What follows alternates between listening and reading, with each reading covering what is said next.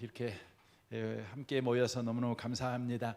그 오후 1시가 아무래도 식사하고 나서 좀 피곤할 때인데 그럼에도 불구하고 우리 1시간 또 시간을 잘 지냈으면 좋겠다 생각을 합니다. 우리 서로 격려하는 마음에서 우리 앞주위에서 미스 코리아 인사를 좀 서로 좀 한번 좀 하시면 좋겠습니다. 예, 힘내시라고요. 예, 감사합니다. 네, 네, 감사합니다. 네, 좋습니다. 다들 미스 코리아 같습니다. 예, 감사합니다. 오늘은 예배에 대해서 함께 말씀을 나누려고 합니다. 그 임직자의 삶에서 가장 중요한 것은 예배 생활이라고 하는 것이죠. 우리는 보통 임직자 하면 교회에서 어떤 역할을 통해 무언가를 기여하는 사람이 된다는 생각을 우선적으로 갖습니다.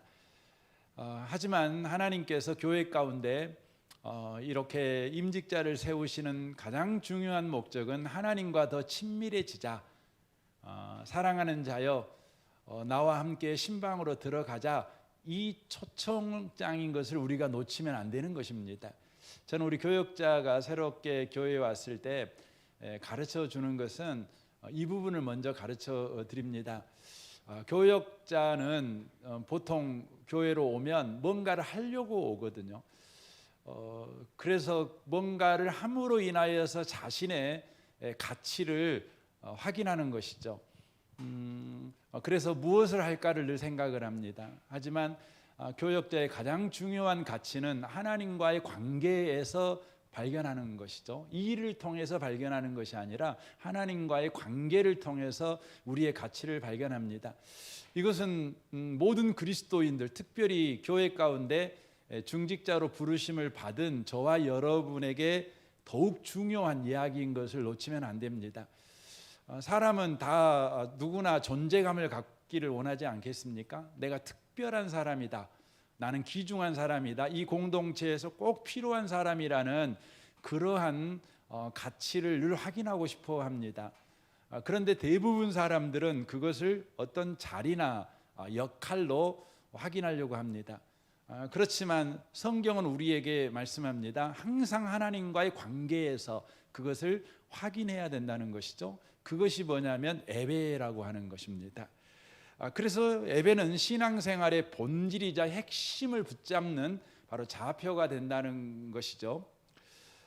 그래서 예배가 중요한 이유를 세 가지로 표현한다면, 여기 밑줄을 그은 거 있는데 우리 같이 한번 읽어보겠습니다. 예배는 비교 불가능한 절대적으로 중요한 것이며 절대적으로 긴급한 것이며 절대적으로 영광스러운 것이다 라고 말씀드릴 수 있습니다. 초대교회 성도들은 그래서 큰 핍박 가운데서도 예배하러 오면 핍박을 받고 예배하지 않으면 핍박을 안 받는, 그래서 누구나 다 핍박을 안 받고 살고 싶지 않습니까? 그럼에도 불구하고 초대교회 성도들은 핍박을 감수하고 예배의 자리에 모였습니다. 그들이 모였던 예배 장소는 결코 화려하고 좋은 장소가 아닙니다. 요즘같이 우리가 드리는 예배당과 같지 않습니다. 제가 스페인을 갔을 때 이제 제가 산티아고라는 길은 어떤 의미로는 성당 순례길입니다. 성당 순례길입니다. 그러니까 한 4km 가면 동네가 나오고 또 멀게는 한 8km 가면 동네가 나오는데 반드시 동네 한 중앙에 성당이 있습니다. 그러면 그걸 지나가는 것이죠. 그런데 가면 정말 놀라운 게 뭐냐면, 물론 다 무너져가는, 관리가 안 돼 다 무너져가는 성당도 있지만 그래도 그럴지라도 그 동네에서 가장 좋은 건물이 예배당입니다. 도시에서 정말 화려하고 좋은 곳이 성당이죠. 제가 한번 갔던 성당은 얼마나 화려하던지 그 모든 조각이 다 금칠을 다 해놨습니다. 실제 그 스페인이 그 남미를 가가지고 수없이 많은 은금을 가지다가 교회를 그렇게 치장을 사실 해놨더라고요. 뭘 좀 긁고 와도 상당히 되겠더라고요. 긁고 와도 되겠더라고요. 근데 정말 화려하더라고요. 근데 문제는 뭐냐면 그 예배가 없어요. 예배가 없습니다. 현대인들은 너무나 편안하고 좋은 장소에서 예배하는 것이 익숙하고 그것이 당연시 되어져 있지만 초대교회는 그렇지 않았습니다. 초대교회는 카타콤이라고 하는, 이 카타콤은 로마의 지하 무덤입니다. 지하 무덤. 무덤에 들어가서 그곳에서 예배를 했습니다. 제가 터키를 갔을 때 여러분이 갑바도기아냐라고 하는 곳을 갑니다. 거기 되게 아름답습니다. 여러분도 한번 언젠가는 꼭 한번 가시고 거기 가서 열기구도 한번 타시면 좋겠다 생각이 들어요. 아침에 해가 뜨는데 열기구 타고 한 1000m 올라가고 딱 보면 너무 아름답거든요. 근데 그 카타콤은 그렇게 아름답지만 그곳은 순교자들의 피가 흘려져 있는 땅이고 순교자들이 신앙을 지키기 위해서 모여든 땅입니다. 모여든 땅입니다. 그래서 어떻게 신앙을 지켰냐면 그들은 그곳이 석회석이라 땅을 숟가락 갖고 파도 파집니다. 땅이. 그러니까 그걸 땅을 파갖고 동굴로 들어가는 겁니다. 그래서 10,000명 이상이 들어가는 동굴 도시를 만들었습니다. 지하 도시를. 그래야 거기서 예배를 드리는 겁니다. 저도 실제 내려가서 가봤는데 한 명이 통과할 수 있는 그 동굴 속으로 들어가가지고 이제 밑으로 들어가서 이제 거기서 사는 겁니다. 살면서 예배 생활하는 거죠. 얼마나 긴 세월 동안 예배 생활했냐면 그곳이 이제 오스만 투르크에서 이슬람화 됐을 때 지금은 거의 한 700년 전 이야기죠. 근데 700년이 지나 1930년대까지 그곳에서 살면서 신앙을 지켰다는 사람들이 있습니다. 왜냐하면 다만 하나님을 예배하기 위해서, 다만 하나님과의 관계의 안에 있는 삶을 살아내기 위해서 그들은 그런 선택을 바로 했다고 하는 것이죠. 왜냐하면 그만큼 예배가 바로 중요하기 때문에 그렇습니다. 우리는 코로나19를 통해서 그래도 조금이라도 예배가 좋다, 함께 모여 예배하는 게 너무 귀하구나, 이걸 조금 맛보았죠. 많이 부족하지만 그럼에도 불구하고 그런 것을 맛봐서 그래도 다행이다, 이런 생각이 들곤 합니다. 예배가 왜 이렇게 중요한가?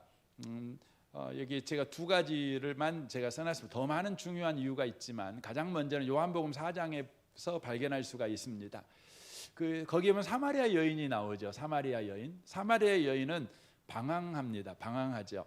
그러니까 5명의 그 남자와 결혼을 했지 않습니까? 그리고 6번째는 지금 결혼하지 않는 동거 생활을 하고 있는 그 여자입니다. 그러니까 이 여자의 인생에서 항상 남자는 문제였습니다. 그리고 갈망의 대상이었죠. 하지만 이 남자 만난다고 그래서 해결이 안 되고 저 남자 만난다고 해서 해결이 안 됩니다. 우리가 흔히 하는 말로 그놈이 그놈입니다. 그렇죠. 그래서 그가 선택한 것은 결혼 생활은 안 하고 동거만 하는 거죠. 결혼식은 안 하고 동거만 하는 것이죠. 끝없는 인생의 방황이 계속되는 것입니다. 근데 그 인생의 방황이 언제 끝나냐면 예수님을 만나가지고 끝납니다. 거기 내용을 보면 예수님께서 그에게 바로 예배가 뭔지를 소개해 줍니다. 예배는 하나님을 만나는 거라는 것이죠. 예배라고 하는 것은 이곳에서 드리냐 저곳에서 드리느냐 장소의 문제가 아니라 하나님께서 우리를 만나 주시기 위해서 우리에게 친히 찾아오신 사건, 그게 예배다. 예배 사건이다. 이걸 가르쳐 줍니다. 예배라는 건 뭐냐면 하나님을 예배할 수 없었던 인생들, 그리하여 예배를 오해해서 장소가 중요하다, 건물이 중요하다, 프로그램이 중요하다, 늘 이것 때문에 논쟁을 하는 인생에게 우리 하나님 그것이 아니다. 하나님이 직접 우리에게 찾아오셔서 우리를 만나준 사건, 그게 예배다. 이걸 가르쳐 줍니다.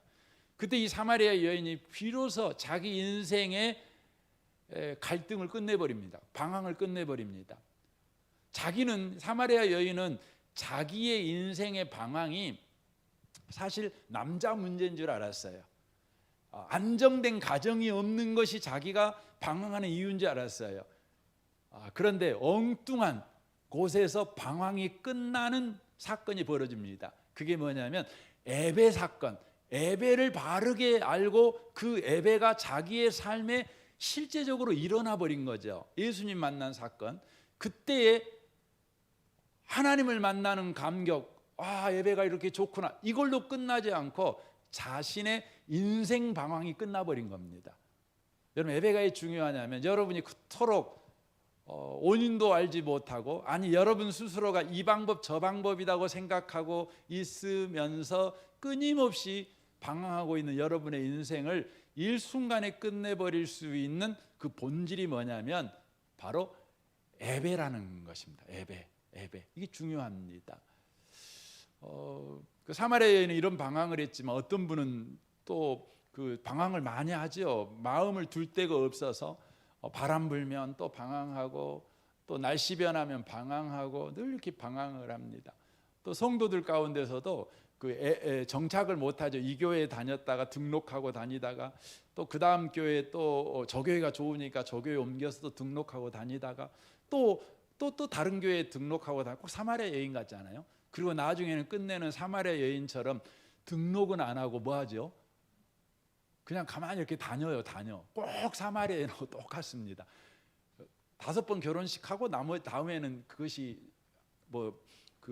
아니니까 그냥 그 결혼식 안 하고 동거하는 것 같이 교회는 이제 등록 안 하고 주일 예배만 얼른 갔다가 얼른 가고 이렇게 사는 겁니다. 왜 그렇습니까? 그럼 교회가 문제가 있어서 그럴까요? 여러분이 성격적으로 결함이 있어서 그럴까요? 그 문제가 아닙니다. 그건 교회 문제도 아니고 여러분의 성격 문제도 아니고 뭔 문제냐면 예배를 경험하지 못한 문제입니다. 하나님을 만나지 못한 문제라고 하는 것이죠. 그래서 여러분이 방황하는 것 때문에 여러분 스스로를 너무 막 몰아치우지 마세요. 우리 그러잖아요. 나 스스로를 너무 천하게 여기거든요. 그렇죠? 그런 것도 하나 그 안정감을 못 찾고 지금도 헷갈리냐 방황하냐 뭐 그렇죠. 근데 여러분 우리 인생은 하나님을 만나기 전에는 여러분 방황을 끝내버릴 수가 없습니다. 계속 방황하는 것입니다. 그래서 예배가 중요한 것입니다. 그래서 중직자 되시는 여러분이 꼭 참된 예배, 하나님을 만나는 예배, 주님이 나를 찾아오셔서 나를 만나준 그 사건의 예배, 죄인된 우리를 찾아오시고 온수된 우리를 찾아오시고 오늘 예배에도 말씀드렸지만 우리를 행위대로 대하지 아니하시고 하나님의 은혜로 대해 주시는 하나님을 만나는 예배를 여러분 꼭 경험해 가셨으면 좋겠습니다. 이게 예배의 중요성입니다. 우리 옆에 계신 분한테 말씀해 주시면 좋겠습니다. 참된 예배를 만나면 인생의 방황이 끝납니다 라고 말씀해 주시면 좋겠습니다. 두 번째는 창세기 4장에 보면 가인 사건이 나옵니다. 가인이 예배에 실패하잖아요. 그래가지고 어떻게 합니까? 아벨을 죽입니다. 뭐죠? 아벨과 가인의 형제간입니다. 그런데 형제간이라는 같은 피를 나눴다는 것이 바로 관계를 유지해 가는 절대적 힘을 주지 못했습니다. 여러분 부부간이요 얼마나 귀합니까? 부부간이. 그런데 부부라고 하는 그 관계가 여러분 예배에 실패하면 유지가 안 됩니다. 그렇습니다. 여러분 형제간이라는 게 얼마나 귀합니까? 피를 나눴고 같이 살아왔고 같이 동고동락을 했으니 같이 못 먹을 때 못 먹고 같이 먹을 때 먹었고 또 같이 옷도 그러잖아요. 저도 우리 형제들이 6명, 위에 형이 5명이나 있으니까 옷을 얼마나 이렇게 내려다 입겠습니까? 그러니까 거의 뭐 헌옷만 입었는데 결정적으로 제가 새 옷만 입었습니다. 왜 제가 새 옷만 입었냐면 참 슬픈 이야기인데 제가 그래서 그 이후로 열등감을 가지고 항상 외모의 열등감을 가지고 살게 된 이유가 되기도 하는데요. 어느 날 우리 아버지하고 어머니하고 대화하는 걸 제가 들었습니다. 그게 초등학교 2학년 때입니다. 2학년 때 어떤 이야기를 제가 듣게 되었냐면 우리 아버지가 어머니에게 이렇게 질문했습니다. 왜 제 동생이 있거든요. 왜 7째한테는 옷을 안 사주고 6째한테만 옷을, 제가 6째거든요. 6째한테만 옷을 사주냐고 아버지가 물었습니다. 그때 어머니가 대답했어요. 쟤는 새 옷이라도 입어야 그 인물이 난다고. 제가 그 이야기를 안 들어야 되는데 들었습니다. 그래서 제가 내게 못났나 보다. 제가 새 옷은 입었는데 그랬습니다. 근데 형제가 말해 다 옷을 내려입지 않습니까? 제가 이 열등감도 예수님 만나고 비로소 해결됐습니다. 그리고 제가 25살 전까지는 사진을 잘 안 찍었습니다. 왜냐면 내가 창피하니까 안 찍었습니다. 그리고 정말 제가 제 집사람 만나서 제가 26살 이후인데 제가 26살 이후에 집사람 만나서 사진을 찍었거든요. 근데 그때 사진하고 제가 40살 넘어가고 찍은 사진하고 비교해 보면 26살이 훨씬 늙어 보입니다. 예, 훨씬 촌스럽고요. 그렇습니다. 참 예수님이 좋습니다. 예, 너무 좋습니다. 가인과 아벨과의 관계가 형제지간임에도 불구하고 그 피가 두 사람의 갈등을 막아내지를 못했습니다. 왜 막아내지를 못했냐면 애배에 실패하니까 가인이 그것을 해결을 할 수가 없는 겁니다. 그러니까 결국 어떻게 됩니까? 가인이 아벨을 죽여버린 겁니다. 여러분, 교회 가운데 갈등이 일어나잖아요. 갈등이 일어날 수 있는 거죠. 갈등이 안 일어난 공동체가 좋은 공동체는 아닙니다. 갈등이 일어날 수 있습니다. 문제는 뭐냐면 갈등을 바로 더 견고한 악교풀로 쓰면 되죠. 그렇죠. 여러분, 이렇게 한 장의 종이가 이렇게 있습니다. 근데 이 종이가 두 장으로 떨어져 버렸습니다. 큰 문제잖아요. 그렇지만 이걸 그대로 두면 문제지만 여기에다가 풀을 붙여갖고 붙여버리면 여러분, 과거의 한 장보다 떨어졌다 다시 붙은 게 훨씬 더 강력합니다. 그렇죠. 저는 그 왼발잡이거든요. 선은 오른손잡이인데 제가 왼발잡이입니다. 그래서 제가 덕을 많이 봐요. 이렇게 그 남자들 그 교회에서 그 족구하면 그 남자들은 왼발로 차게 하잖아요. 안 그럽니까? 여러분 교회는 안 그렇습니까? 우리 교회는 그랬거든요. 우리 교회는 그 남자들은 오른발이 강하니까 왼발로 그 야구 같은 거 발로 차는 야구 같은 거 하면 그렇게 하죠. 근데 저는 왼발잡이여 가지고 아무 말도 안 하고 항상 왼발로 찼습니다. 제 길을 제가 왼발로 차거든요. 오른발로 못 차거든요. 그 이유가 있는데 제가 6살 때 다리가 부러졌습니다. 그러니까 2달 동안 제가 이렇게 목 섰던 기억이 납니다. 그래서 어렸을 때 막 그 밀가루랑 또 치자랑 막 해갖고 여기다 붙여놓잖아요. 병원 없으니까. 그 옛날에 할머니가 이렇게 맞춰주는 할머니가 있었잖아요. 동네 막 이거 막 이렇게 맞히고. 아유, 지금도 그때 생각하면 막 비명이 나옵니다. 그래가지고 걸었는데 놀라운 것은 부러진 다리가 붙으니까 더 강해져가지고 제가 왼발잡이가 돼버렸습니다. 예, 그러니까 부러진 게 문제는 아니에요. 잘 붙이면 더 강해집니다. 교회에 갈등이 일어나는 게 문제가 아닙니다. 갈등이 바르게 붙여지면 더 강력한 공동체가 됩니다. 놀라운 공동체가 되죠. 그런데 그 악교풀 역할을 하는 게 뭐라고요? 예배입니다. 예배 없는 여러분 연합은 여러분 그것은 모래 위에 세운 집과 같은 것입니다. 가인이 예배에 실패하자 어떤 방법으로도 아벨과의 관계를 유지할 수가 없었습니다. 하지만 예배가 살아있는 공동체는 아무리 헤어져도 다시 뭉칠 수가 있습니다. 이것이 예배의 중요성이라고 하는 것이죠. 여러분 가정에도 예배가 회복되잖아요. 그러면 여러분 가정은 다시 화목됩니다. 관계가 회복될 수 있습니다. 그래서 성경 잠언서에 그렇게 말씀하죠. 하나님을 기쁘시게 하면 온수라도 친구가 된대요. 하나님을 기쁘시게 하면 온수도 친구가 된다는 겁니다. 그래서 여러분의 부부 생활이 항상 친구가 되는 부부 생활이 되기를 원한다면 여러분 하나님을 기쁘시게 하는 예배가 여러분의 가정 가운데 꼭 있으셔야 됩니다. 여러분 부부가 살다 보면 그 서로를 뭐라고 말합니까? 내자로 말하잖아요. 뭐라고 말합니까? 별명이 그러잖아요. 평생의 엔수 그러잖아요. 네, 평생의 엔수입니다. 엔수가 됩니다. 그런데 여러분 예수님 안에서 매 주일마다 참된 예배를 경험할 때마다 내 남편은 나에게 참으로 좋은 친구입니다. 그렇죠? 그 인생을 같이 이렇게 갈 수 있는 친구죠. 먼 여행을 가더라도 여러분 좋은 친구 만나면 더없이 좋잖아요. 아무리 먼 거리도 가장 가깝게 가는 방법은 뭡니까? KTX 타고 가는 게 아니잖아요. 좋은 친구하고 가는 거잖아요. 그게 제일 가깝게 가는 거죠. 행복하게 가는 것이죠. 이것이 예배의 중요성이라고 하는 것입니다. 이제 예배를 우리가 드리기 위해서 우리 가운데 3가지 단계가 필요합니다. 준비가 필요하죠. 첫 번째는 예배 전 준비가 꼭 필요합니다. 예배 전 준비가 꼭 필요하다는 것이죠. 여러분 예배 전 준비를 꼭 하셨으면 좋겠습니다. 적어도 여러분이 예배 시간 전 10분 전에는 꼭 예배당에 오셔가지고 먼저 여러분이 기도함으로 예배를 준비하시면 참 좋겠다 이런 생각이 들어지고요. 좀 뭐 한다면 우리 과거에 우리 한국의 선배 어르신들 믿음의 선친들의 예를 따라서 여러분이 토요일 날부터 예배를 꼭 준비하시면 좋겠다 생각됩니다.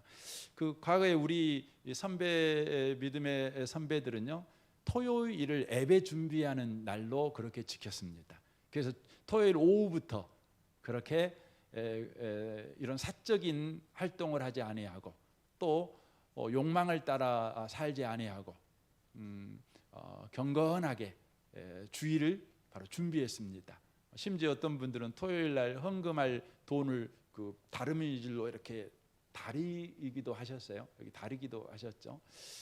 옷도 집에서 가장 좋은 옷을 빨아서 옛날 옷들은 또 막 풀 매기고 막 이래야 되잖아요. 그렇게 해가지고 여러분 예배당에 옷을 입고 오신 것을 저는 어렸을 때 봤거든요. 그렇게 예배 준비하는 게 중요합니다. 왜냐하면 우리는 하나님을 만나러 가는 거잖아요. 하나님이 준비한 잔치에 가는 것 아니겠습니까? 그러므로 우리가 그런 마음의 태도를 가지고 오는 것이 아주 중요하다는 것입니다. 더 나아가 이제 예배 참석할 때 우리는 어떤 태도로 참석을 해야 됩니까? 그 밑에 같이 한번 읽겠습니다. 본 예배라고 돼 있죠. 온전한 예배의 3단계 해갖고 이 본 예배 돼 있죠. 같이 한번 읽겠습니다. 항상 코람데우 자세로 예배에 동참해야 한다. 예배의 주관자는 목사가 아니라 하나님이다. 여러분 이걸 꼭 놓치면 안 됩니다. 예배의 주관자는 하나님이십니다. 하나님 앞에 선 자세로 여러분과 제가 예배하는 것이 아주 중요합니다. 세 번째로 예배 끝난 이후지요. 예배 끝난 이후에 저와 여러분이 예배 때 만난 그 하나님의 은혜로 삶을 살아내는 그 생활 예배가 우리 가운데 필요하다고 하는 것입니다. 그래서 로마서 12장 1절에 하나님의 모든 자비하심으로 너희를 고난하노니 너희 몸을 하나님이 기뻐하는 거룩한 산 제물로 드리라 그렇게 되어 있습니다. 산 제물이란 말은 살아가는 제물 그 말입니다. 그 생활 예배를 드려라. 즉 예배 때의 태도로 예배 때의 목적과 방식으로 삶도 그렇게 살아내라. 그렇게 성경은 우리에게 말씀하고 있다고 하는 것이죠. 그래서 저와 여러분이 예배 이후에 곧바로 예배 끝났으니까 이제 나 알아서 살아도 되겠지 이렇게 살아가는 태도는 예배의 본질을 놓쳐버린 반예배적인 생활이라는 것을 우리가 꼭 기억하셨으면 참 좋겠다 생각합니다.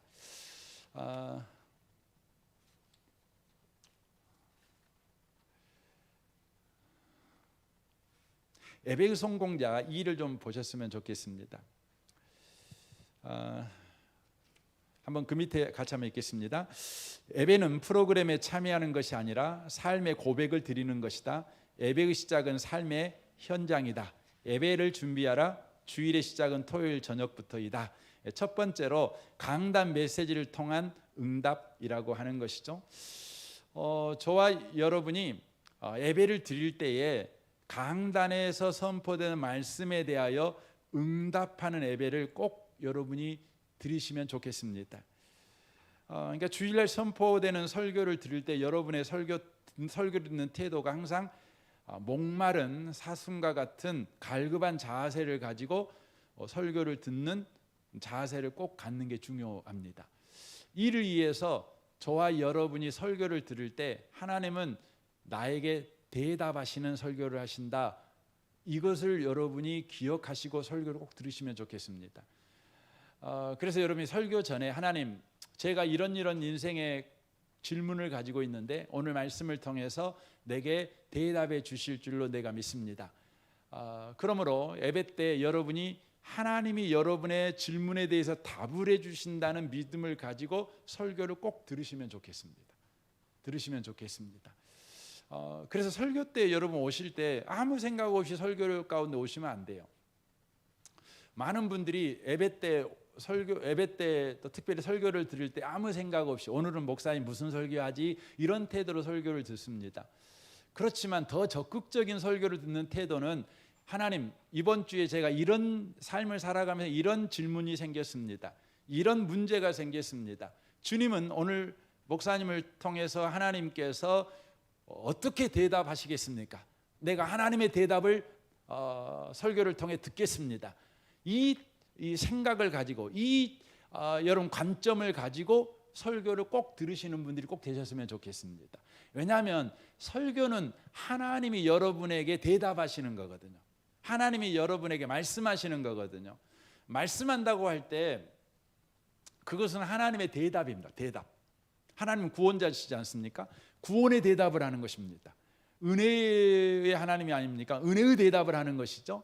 하나님은 길이 아닙니까? 길이 되는 대답을 하는 것입니다. 하나님은 생명 아닙니까? 생명이 되는 대답을 하시는 것이 여러분 설교입니다. 그래서 여러분이 설교를 들을 때 먼저 설교 노트 가지고 와고 위에다가 먼저 오늘 설교를 들을 때 내가 들어야 될 하나님으로부터의 대답 이렇게 써놓고 설교를 들어보십시오. 여러분 아마 깜짝 놀라게 될 것입니다. 하나님이 내 인생의 궁금증에 대해서 알고 계시네. 그리고 대답하신 하나님이시네. 여러분 놀라실 겁니다.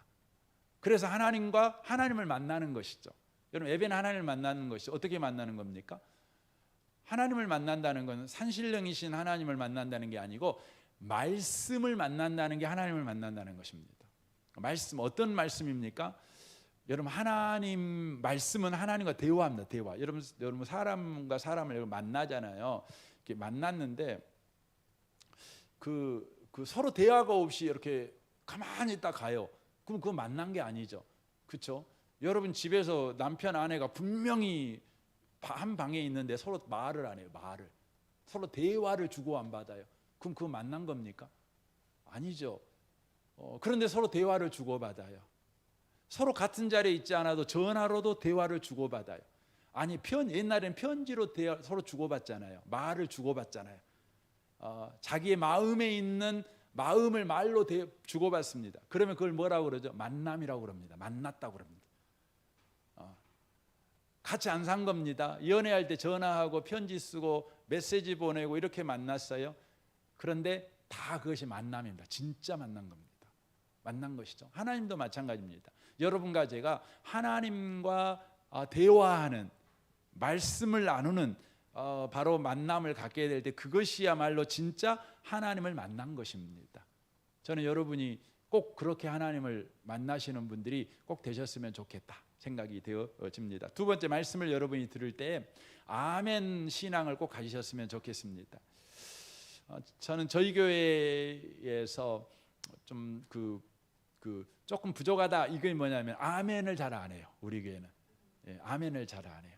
저는 우리 교회가 아멘을 잘했으면 좋겠어요. 아무 때나 그냥 아멘하라는 말은 아닙니다. 뭐 어디 교회 같은 경우는 뭐 강도가 담을 넘었습니다. 믿으십니까? 그럼 아멘 그러고 하더라고요. 그런 건 아멘하면 안 되죠. 강도가 담 넘었는데 그것이 아멘할 일입니까? 하나님의 말씀에 대해서는 아멘해야죠. 아멘해야죠. 그것이 나에게 동의가 안 되든 동의가 되든 상관없이 하나님의 말씀 앞에서는 우리가 아멘하죠. 아멘하죠. 저는 이번 임직자들이 우리 교회에 아멘 바르게 아멘하는 첫 임직자들이 되셨으면 좋겠다. 그런 생각이 들어요. 혼자 아멘하는 뻘쭘합니다. 같이 아멘 하는 거 하시면 좋겠어요. 아멘하는 거. 막 큰 소리로 그냥 암탉 울듯이 아멘할 필요는 없습니다. 하지만 여러분이 아멘하는 거죠. 아멘하는 거죠. 여러분들이 할 수 있는 최선을 다해서 아멘하는 거죠. 그것이 옆에 사람에게 여러분 전염되는 겁니다. 그럼 우리 교회가 작은 목소리로 아멘해도 얼마나 귀합니까? 근데 모든 성도들이 입을 딱 다물고 설교를 듣습니다. 이건 참 좋은 방식은 아닌 것 같아요. 여러분 아멘으로 반응하셨으면 좋겠습니다. 그렇게 해주시겠습니까? 예, 감사합니다. 그래서 항수관 박사가 그런 이야기를 하셨더라고요. 뭐 돌아가셔서 참 아쉬운데 저도 이분 개인적으로 만난 적이 있었거든요. 근데 그분이 아멘 약이 명약 중에 명약이다. 그 의사시라 그랬었는가? 아멘 약이 명약 중에 명약이다. 부작용도 없고 돈도 안 들고 최고 효과를 가져온다. 그렇게 말했더라고요. 성공의 에베의 성공자 두 번째는 삶을 통한 응답입니다. 여러분과 제가 주일날 말씀을 들었다면 그 말씀을 가지고 삶의 현장에서 살아가는 것입니다. 살아간다는 건 어떤 의미냐면 강단에서 선포된 그 말씀을 선택하는 것입니다. 그쪽 편을 서는 것입니다. 그게 순종이죠. 그런 삶을 저와 여러분이 살아가는 것입니다. 우리의 삶은 늘 선택 아니겠습니까? 갈등 아니겠습니까? 이쪽이냐 저쪽이냐. 늘 우리는 그런 그 처지에 살아갑니다. 그때마다 우리는 생각이 많아지죠. 염려가 많아지죠.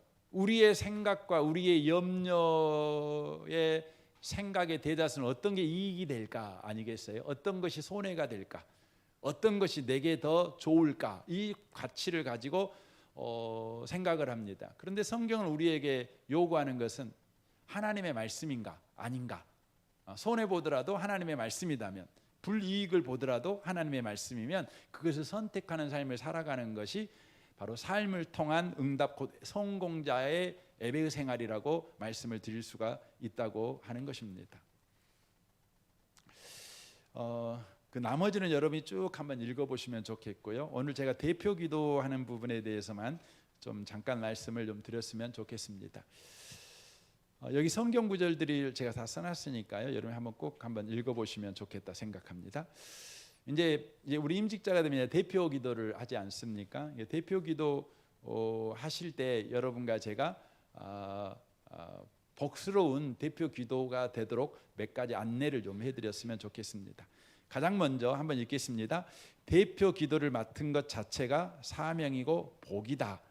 교회를 대표하여 기도하게 되었다는 것은 거룩한 제사장적 사역이다. 이렇게 먼저 정의를 내려드립니다. 여러분 꼭 그렇게 기억하시면 좋겠습니다.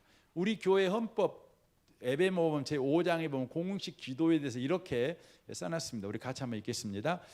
교회가 공식 예배에 대표 기도하려 할 때에 대표 기도자는 기도하는 것을 미리 계속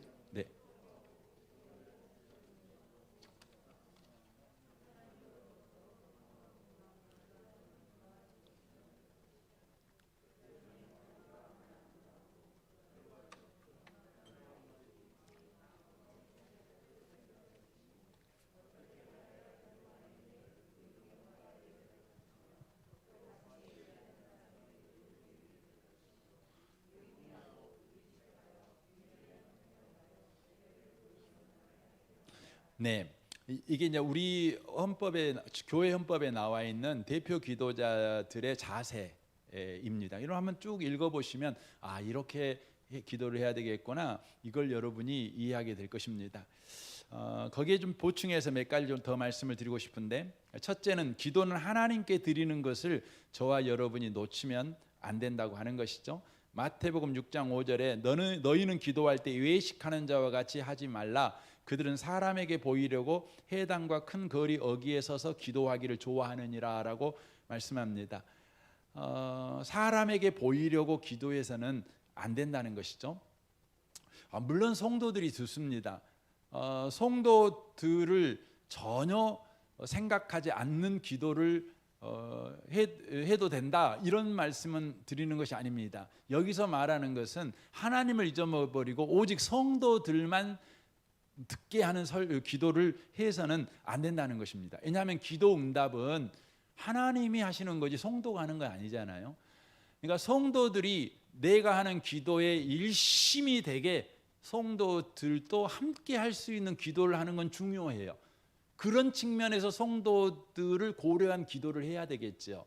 하지만 성도들을 의식해서 성도들이 내 기도를 듣고 평가할 때에 기도 잘했어, 오늘 기도가 은혜스러워서, 이런 평가를 듣기 위해서 기도를 해서는 안 된다는 겁니다. 항상 기도는 하나님께 한다는 것을 놓치면 안 됩니다. 두 번째는 충분한 기도 준비를 해야 된다는 것이죠. 대표 기도는 설교자만큼이나 중요한 사역이라는 걸 여러분이 기억하셔야 됩니다. 대표 기도는 3분이라는 아주 짧은 시간에 합니다. 설교는 좀 더 긴 시간에 하게 되죠. 그렇다고 그래서 대표 기도가 설교에 비해서 정말 하찮은 것이라고 여러분 생각하시면 안 돼요. 그것도 예배 가운데 있는 아주 중요한 예배 이원. 그래서 설교자도 예배 이원이고 기도하는 사람도 예배 이원입니다. 그래서 설교자가 설교를 준비하듯이 기도하는 사람도 기도를 충분히 준비하셔야 됩니다. 제가 설교를 얼마나 준비할까요? 저는 설교를 모르겠어요. 다른 목사님들 되게 목사님들 성실하게 준비를 하시겠지만 저도 설교를 되게 많이 준비를 합니다. 그러니까 이제 오늘 설교 끝나잖아요. 그러면 제가 오늘 오후부터 다음 주 설교를 준비를 합니다.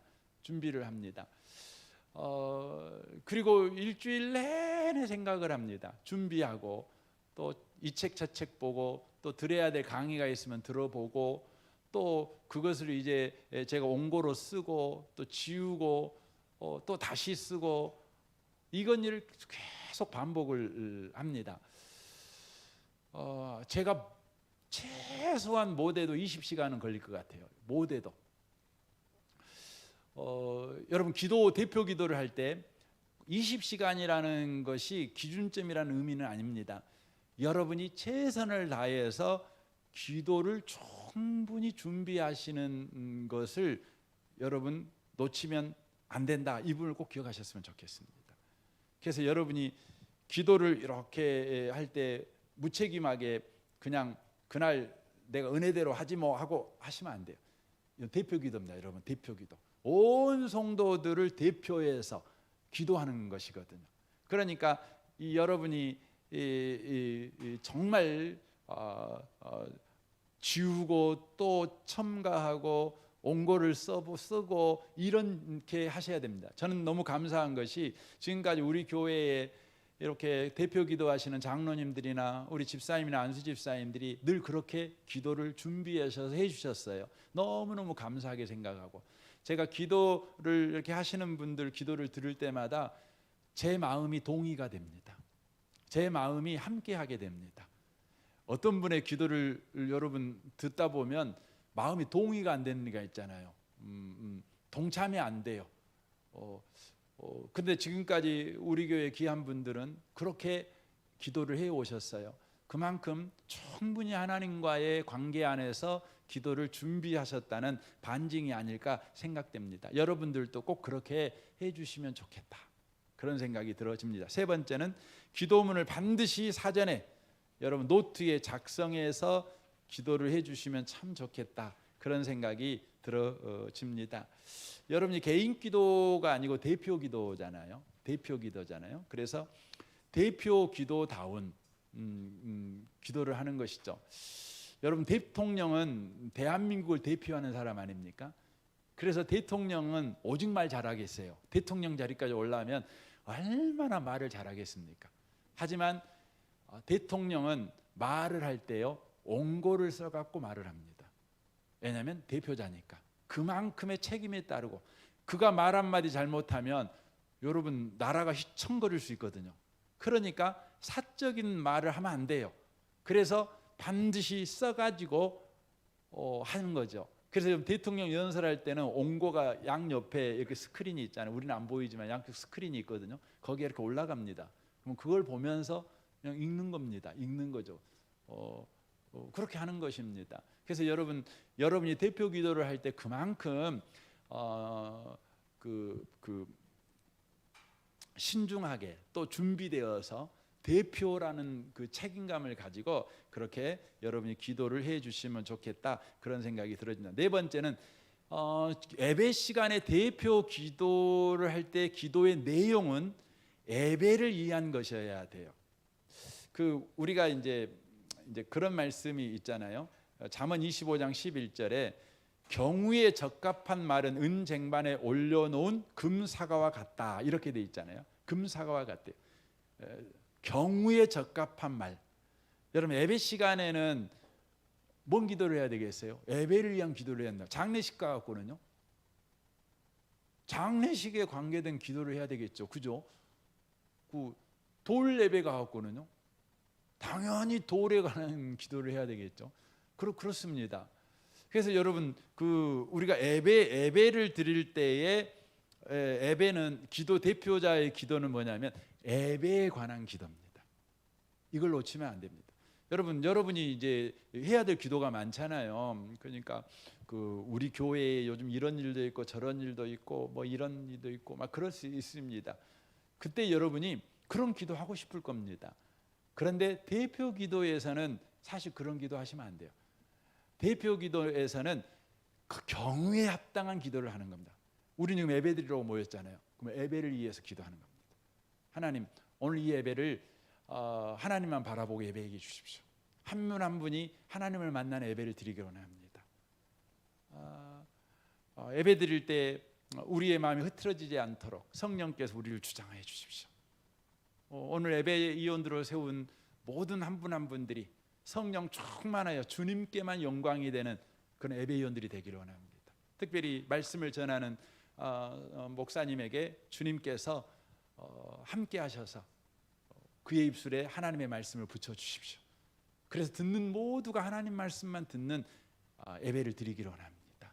예수님의 이름으로 기도합니다. 아멘. 이게 예배를 위한 기도입니다. 근데 보통 예배를 위한 기도로 모여가지고 거기서 막 국가와 민족을 위해서 선교사님들을 위해서 또 뭐 이것저것 위해서 막 기도하거든요. 여러분 그 기도는 개인적으로 하는 겁니다. 개인적으로 하는 것입니다. 이게 중요합니다. 제가 이제 우리 교회에서 이렇게 매 임직할 때마다 이걸 가르치거든요. 그러면 처음에는 좀 좋아져요. 그런데 얼마 시간이 또 지나면 다시 옛날 습관으로 돌아갑니다. 그래갖고 그 예배를 위한 기도가 아니라 창세기부터 요한계시록까지 다 이렇게 기도를 합니다. 이렇게 기도를 합니다. 창세기 6장 정도 기도하면 홍수 나가고 다 떠날라가는데도 잘 모릅니다. 그 상관 않고 계속 기도합니다. 여러분 그러지 마세요. 예배를 위해 모였다 하면 예배를 위해 기도하십시오. 여러분 그 제일 생뚱맞은 사람이 어떤 사람입니까? 주제에 벗어난 기도를 하는 사람이죠. 아무리 좋은 말도요. 주제에 벗어난 이야기하면 되게 생뚱맞잖아요. 그럼 우리가 흔히 하는 말이 뭡니까? 주제 파악을 좀 하셔야 된다고. 예, 그런 이야기를 합니다. 그게 중요합니다. 그래서 여러분 개인 기도 시간은 대폭 늘리십시오. 그리고 개인 기도할 때에 여러분의 기도의 제목이 주제가 많아지셨으면 좋겠어요. 수천 가지를 하십시오. 하지만 개인 대표 기도는요, 여러분 그 주제에 관해서만 기도하는 간결한 기도, 그리고 핵심을 찌르는 기도, 깊이가 있는 기도, 사람들로 하여금 거기에 더 집중하게 하는 기도를 해주셔야 돼요. 근데 기도 시간 예배를 위해서 모여 기도하는데 예배를 위해서 집중해야 되는데 그냥 국가와 민족을 위해서 하도 열심히 은혜 받기 기도해 가지고는 예배 시간 내내 국가와 민족을 걱정스러워요. 그러면 잘못된 거예요. 잘못된 겁니다. 예배 시간에 기도하는데 예배에 더 집중하게 만들어야 되지 않겠습니까? 그렇죠? 더 사모하게 만들어야죠. 기도는 언제나 경우에 합당하게 기도해야 된다는 것. 대표 기도자는 예배를 위해서 모였다면 예배를 위해서. 또 여러분들이 이제 장례식에도 대표 기도하고 또 결혼식에도 대표 기도하고 뭐 이럴 수 있거든요. 그러면 거기에 합당한 기도를 여러분이 계속해서 해 가시면 참 좋겠다. 그런 생각이 들어져 갑니다. 다섯 번째로는요. 기도 시간은 3분 내가 가장 적당한 시간이라고 하는 것이죠. 기도가 너무 짧아도 좀 무성의하게 느껴질 수 있습니다. 하지만 너무 길어도 여러분 눈 감고 이렇게 3분 이상 있는 게 쉬운 일은 아니거든요. 그래서 여러분이 그렇게 3분 이내에 이렇게 기도하는 습관을 길어보시면 어떨까. 그래서 온고지로 하면 A4 용지 한 장 정도,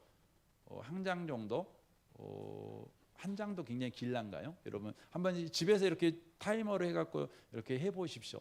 제가 이제 그 극동방송에서 며칠 전에 그 그 국가와 민족을 위한 기도를 부탁을 해왔어요. 아침 7시에 보통은 강주 지역만 방송이 나가는데 그날은 전국 방송 나간다고 저한테 기도 부탁을 이렇게 했습니다. 근데 50초로 저한테 부탁을 하더라고요. 50초 기도하려면 되게 어렵습니다. 가지고 제가 타이머 놓고요.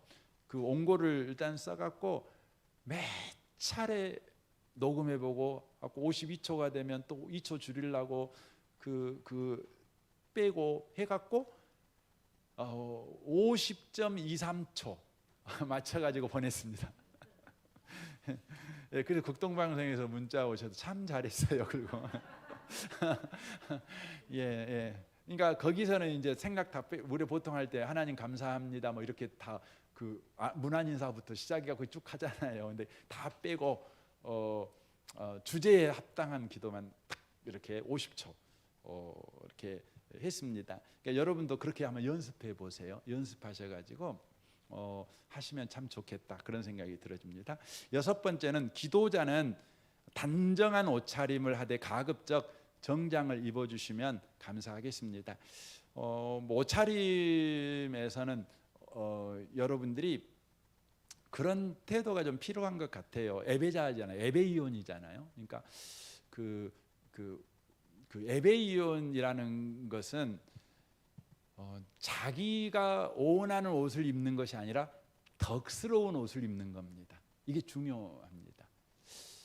그 덕이라는 건 뭐냐면 상대방이 그 나를 봤을 때 마음의 상처를 받을 수 있는 걸 의미하는 겁니다. 내 기준이 아니라 상대 기준입니다. 상대 기준. 이게 덕을 세우는 것입니다.